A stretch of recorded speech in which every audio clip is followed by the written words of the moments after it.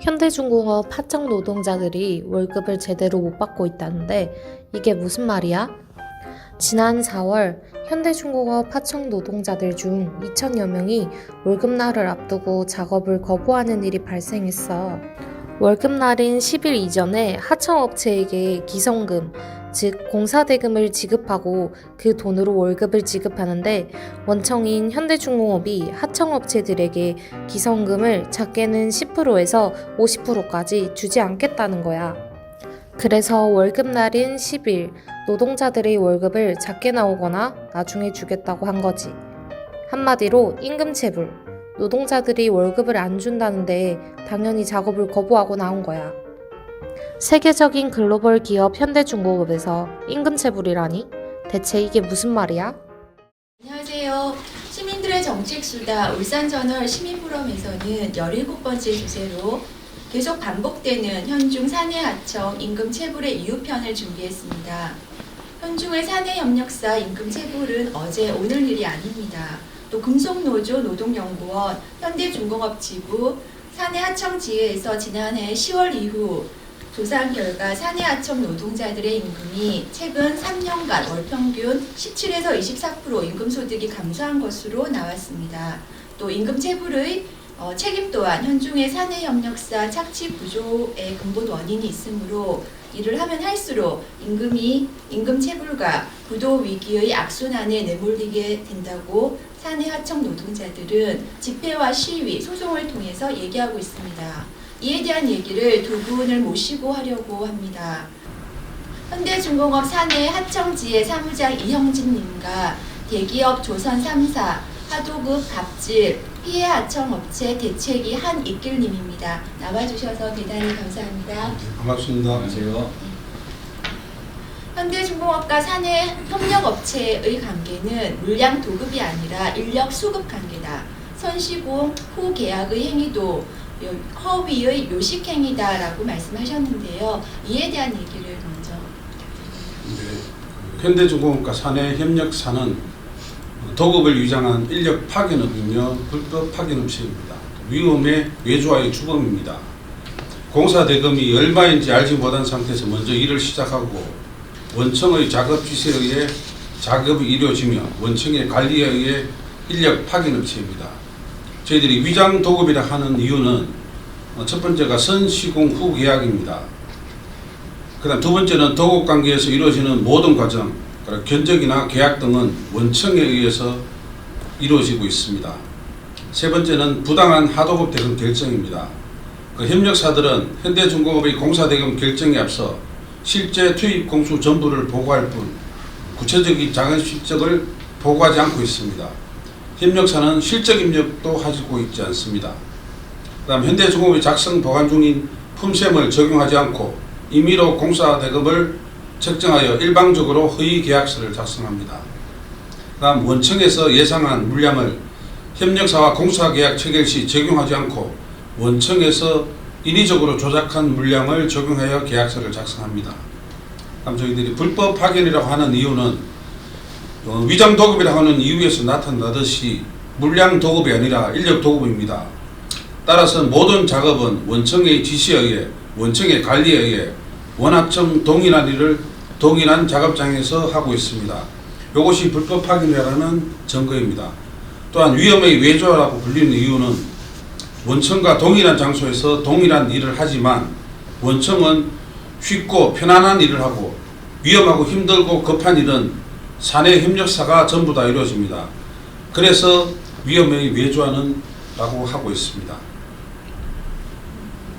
네, 그 ERP 시스템 얘기하셨잖아요. 네, 그래서 그 선시공 후 계약, ERP 시스템이 ERP 시스템이 설계에서부터 자재 시공까지 일렬적으로 이루어지는 전산 시스템인데 여기 2006년부터인가 조선 3사가 동일하게 적용해서 쓰고 있는데 현대중공업에서는 ERP 시스템을 자기들 원청만 쓰고 있습니다. 협력사한테는 협력사들은 관리를 못하게 하고 있거든요. 그게 뭐냐면 제가 아까 말씀드렸지 실적 입력을 원청에서 하고 있습니다.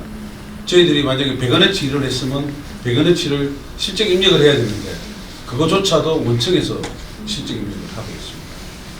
그러면 두 번째로 그 대표님께서 2015년부터 3년간에 걸쳐서 소송을 했고 작년 5월에는 조선 3사를 다 모아서 하도급 갑질 피해 하청업체 대책위를 만들면서 국회 국감위에서 증언을 하고 공정위 중소기업 벤처 사상 처음으로 이제 관련 내용으로 조사가 들어가도록 성과를 이루었습니다. 이에 대한 얘기 좀 부탁드립니다. 저희들이 사실 이게 원인은 들어가면 현대중공업이나 조선 3사가 가장 경기가 초호황기일 때 그때 사실은 가장 불경기를 만드는 거는 조선 3사가 경쟁적으로 저가 수주, 과다 수주를 행하였고 거기에서 발생하는 초과비용, 적자를 하청업체들에게 증가시키면서 이러한 사태가 발생을 했거든요. 저희들이 2015년 11월 달에 사실 공정위를 제일 먼저 찾아갔습니다. 부산 공정위를 찾아가니까 사실 이해는 됩니다. 직원이 4명이었습니다. 4명이서 부산, 울산, 경남의 제조 전체를 관리한다고 하더라고요. 그때 부산 그 공정거래위원 그 소장이 저희들에게 했던 말이 이 인원으로는 조사도 못하고 아무것도 못한다. 그러니까 이거를 반려시켰습니다. 우리는 못한다. 특히 대기업은 저희들이 할 권한도 없고 힘도 없기 때문에 반려를 시켰습니다. 그래 저희들이 서울로 올라가니까 서울에서는 왜 부산 일인데 왜 서울로 갖고 오느냐. 우리 못 받아준다. 그 다음 세종시 본부를 가지고 가니까 못 받아준다. 그래서 저희들 대표 중에 한 분이 그 당시 박근혜 정부 때인데 한 분이 청와대에 뭐 파견 나가 계신 분이 있어가지고 저희들이 진짜 어렵게 백을 써가지고 하니까 공중에서 이제 면담을 잡아주더라고요. 그때 또 동일한 이야기를 하더라고요. 이거는 해봤자 저희들이 아무 힘이 없기 때문에 못합니다. 그래 반려해서 저희들이 소송을 그럼 들어가자 해가지고 소송을 들어갔습니다. 그 소송에서 저희들이 판사들은 요즘 사법개혁 나오지만 판사들이나 검사들은 가장 큰 혜택이 저희들은 대행 로펌에 가는 게 우선일 거라고 생각을 합니다. 그래서 그 사람들은 절대 대행 로펌의 가장 큰 고객이 대기업이거든요. 대기업의 불리한 판결은 절대 해주지 않습니다. 저희들이 온갖 자료를 제출하고 안에 있는 내부 직원의 고발서까지도 넣어도 판사들은 했는 말이 계약을 했지 않느냐. 근데 뭐가 문제냐. 그래서 우리 그 계약서 자체가 하나하나 조목조목 따졌습니다.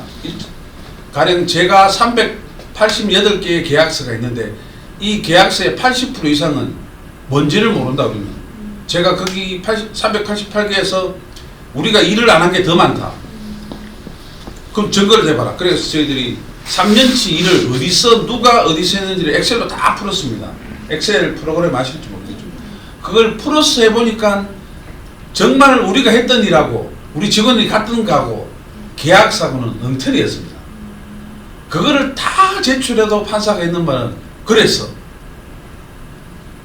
판결문은 엉터리 판결문을 했습니다. 그렇게 어렵게 오다가 저희들이 작년 5월 11일 날 저희들이 이렇게 하면 안 되겠다 싶어가지고 저희들이 이제 조선 3사, 대우, 삼성, 현대를 저희들이 다 모았습니다. 그 피해업체. 그때는 45개 업체들이 모여서 저희들이 그 국회 앞에서 기자회견을 하면서 저희들이 이렇게 조선 3사를 모으고 나니까 이제 국회에서도 그다음 정부에서도 조금 알아봐 주더라고요. 그래서 지금은 공정거래위원회에서 작년 10월 1일 날 제일 먼저 현대중공업에 대한 직권조사를 들어갔고 그 다음에 대우조선해양에 대해서 직권조사를 들어갔고 삼성중공업에 대해서도 직권조사를 들어갔습니다. 그 다음 중소벤처기업부에서도 직권조사를 실시하고 있고 근데 중소벤처기업에서는 공정위와 중소벤처기업은 같은 행정부이기 때문에 중복되게는 못한다고 하더라고요. 그래서 공정위가 발표해주면 그 발표한 거를 근거로 해서 자기네들은 자기 법에 위반되는 것을 발표해 주겠다라고 되어 있는 상태입니다. 그 공정위 전원 합의심이 11월 초 침해 판결이 난다고. 네, 예. 원래는 이게 제가 나중에 또 말씀드릴 기회가 있으면 좋은데 공정위에서는 원래는 6월 30일까지는 발표하기로 했습니다. 그게 8월 말 2달 연장이 됐다가 그 다음 10월 말이라 했는데 그 다음에 발표도 안 하고 있습니다. 그 다음에 저희들 전원 심의를 연다고 되어 있는데 오늘까지도 날짜가 안 잡혔습니다. 이게 최소한 고발인들에게 통보를 해주면 15일 이전에는 통보를 해줘야 되거든요. 그럼 아직 그 11월 초에는 또 못 하실 거예요, 제가 봤을 때. 그래서 지금 예, 통보가 아직 안 왔기 때문에 저희들 오늘 아침에도 전화해봤는데 아직 날짜 안 잡혔다. 그런 통보만 저희가 받았습니다. 근데 예상은 11월 초에는 한다고 되어 있거든요. 네. 믿어야죠. 그렇습니다. 예. 그리고 예. 2015년에서 2018년 국감 자료를 보면 현중에서만 223개 하청업체가 폐업을 했습니다. 그리고 2016년 구조조정 이후 산해하청 그 임금이 17% 이상 삭감했고요. 왜 하청 노동자들이 이 노동조합으로 뭉쳐지지 않는가에 대해서 저는 좀 듣고 싶습니다. 예, 하청노조가 설립된 지 벌써 16년이 지났습니다. 2003년 8월 말에 설립 신고를 하고 지난 16년 동안 조합원을 늘리기 위한 여러 가지 노력을 해왔습니다. 그럼에도 불구하고 노조 설립 초기에 원청인 현대중공업이 조합원이 속한 업체를 모두 다 폐업시켜버리고 블랙리스트에 걸어서 현대중공업뿐 아니라 미포조선, 대우조선, 삼성중공업까지 취업을 막는 일들이 노동조합 설립 초기에 있었습니다. 그래서 모든 현장의 조합원들이 사실 다 쫓겨나다시피 하고 안에 남아있는 분들도 노동조합 하면 블랙리스트의 공포가 먼저 생각나게 되는 그런 상황입니다. 노동자들뿐 아니라 업체 대표님들도 똑같이 공포가 각인되어 있어요. 그러니까 조합원이 생기고 늘어나면 원청에서 업체를 폐업시킨다라고 하는 게 지금까지도 이렇게 두려움을 많이 갖고 있습니다. 가장 근본적으로는 이 지점이 현대중공업의 하청 노동자들의 그 노조할 권리를 지금까지도 막고 있고 조합원이 늘고 하청 노동자들이 노동조합으로 뭉치지 못하게 하는 가장 큰 원인으로 작용을 하고 있습니다. 최근에 임금 체불 문제가 심각함에도 불구하고 하청 노동자들의 노조 가입의 그런 대세 흐름이 아직 형성되지 못하고 있는 건 바로 이 이유가 가장 큽니다. 예, 그 현중 하청 노동조합이 그 방금 얘기하셨다시피 16년이 됐는데 이제 초창기 노조 2003년 4년 때 무력화하기 위해서 그 블랙리스트에 대한 공포와 그 기억으로 아직 힘들지만 그래도 꾸준히 노동조합에 가입하는 흐름이 이어지고 있다고 들었는데요. 그 힘든 와중에 이제 이룩한 성과를 듣고 싶습니다.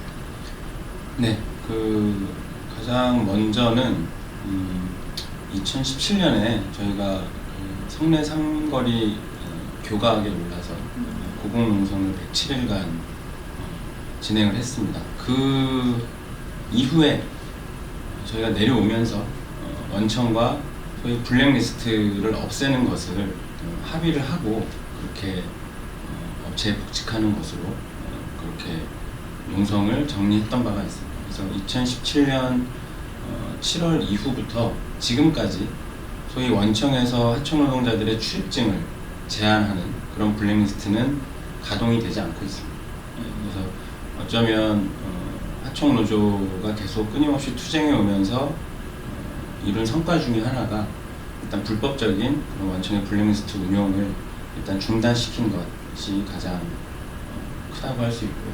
그 외에는 하청 노조가 계속 대중적으로 가장 활발하게 활동을 한 건 지금도 여전히 이슈화되고 있는 위험의 외주화와 관련된 문제를 그리고 산업 재해와 관련된 비정규직 하청 노동자들의 산업 재해와 관련된 문제와 관련해서 많은 활동들을 했고 그 부분이 사회적으로도 주목을 받고 하지만 여전히 변한 것은 없습니다. 그것이 위험의 외주화 금지법이라든가 중대재해기업처벌법이라든가 이렇게 사회 법 제도 개선으로까지 이어져야 하는데 아직까지 그러지 못하고 있는 상황입니다. 서울 수도권에서 최근에 김영균 노동자를 비롯해서 많이 이야기되고 있는 것도 사실 같은 맥락임에도 불구하고 아직 많은 활동들이 필요한 상황입니다. 네, 잘 들었습니다. 그 한익길 대표님께 임금 체불의 원인이 2012년도 저가수주 가다 수주로 시작한 조선업이 호황기부터 발생된 그 근원적인 문제라는 얘기와 사내 협력사 착취 구조에 대한 그 자세한 설명을 들으면서 어이없고 놀랐습니다. 불행 리스트에 대한 얘기도 또한 아직도 솔직히 공포스럽습니다. 그 마지막으로 두 분께서 하시고 싶은 말씀이 있다면 부탁드리겠습니다. 네, 저는 특히 시민들의 정책수다 시민 포럼을 혹시 공정위에서 들을지는 모르겠지만 공정위에다가 이야기하겠습니다. 네. 공정위는 원래는 그 대한민국이 공정사회가 될 수 있도록 중소 대기업 간의 어떤 공정한 룰을 지키라고 만드는 그걸 관리하는 저는 그 행정직부라고 보는데 저희 대한민국의 공정거래위원회는 대기업의 대변인 정도의 밖에 아직은 안 한다고 봅니다. 그 공정위는 올해 초에 대우조선 해양의 불공정 하도급 갑질에 대한 심의 결과를 발표했고 그 후 조선 3사에 대한 실시한 직권조사에 대하여 2019년 상반기 중으로 그 내용을 발표하겠다고 약속했으나 공정위는 아직까지 어떠한 발표도 하지 않고 있습니다. 그러는 사이 현대중공업의 대기업 갑질, 하도급 갑질로 인한 그 하청업체는 임금 체불 등을 일삼고 있으며 그 하청 노동자들도 고통을 호소하고 있습니다. 지금 현재도 임금 체불이 발생하고 있다고 합니다. 공정위는 불공정 하도급법 위반 행위에 대한 직권조사 중에도 현대중공업은 하청업체에 대한 대기업 갑질, 하도급 갑질을 일삼고 있으며 그런 와중에 지난 수요일 사내협력사 대표가 소중한 목숨을 끊으려는 시도를 하다 지금 사경을 헤매고 있는 슬픈 현실입니다. 더 많은 하청업체 대표들이 희생되기 전에 공정거래위원회는 현대중공업에 대한 직권조사 결과 발표를 미루지 말고 신속히 처리해 줄 것을 촉구합니다. 이것으로 저는 마지막 말을 하겠습니다. 잘 들었습니다. 예, 감사합니다. 네,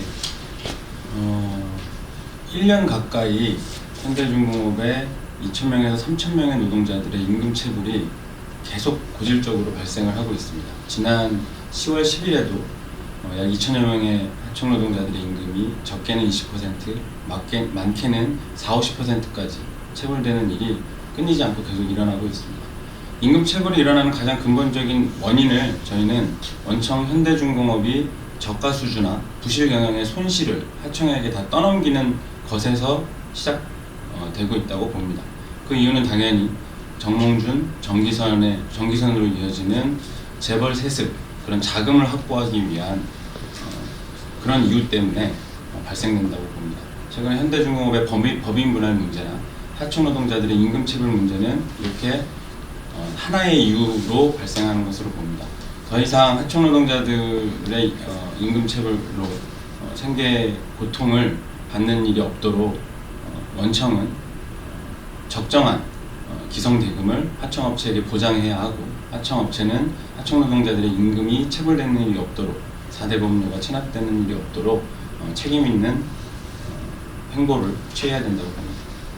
네, 자본주의 사회에서 노동계약 임금은 당연히 받아야 될 권리인데 이게 지금 당연히 계속 체불되고 있고 어제 오늘 일이 아닙니다. 그래서 그 이유를 알아봤고요. 이상으로 시민들의 정책수다 시민포럼 17번째 이야기 계속 반복되는 현중 사내하청 임금 체불의 이유편을 마치겠습니다. 감사합니다.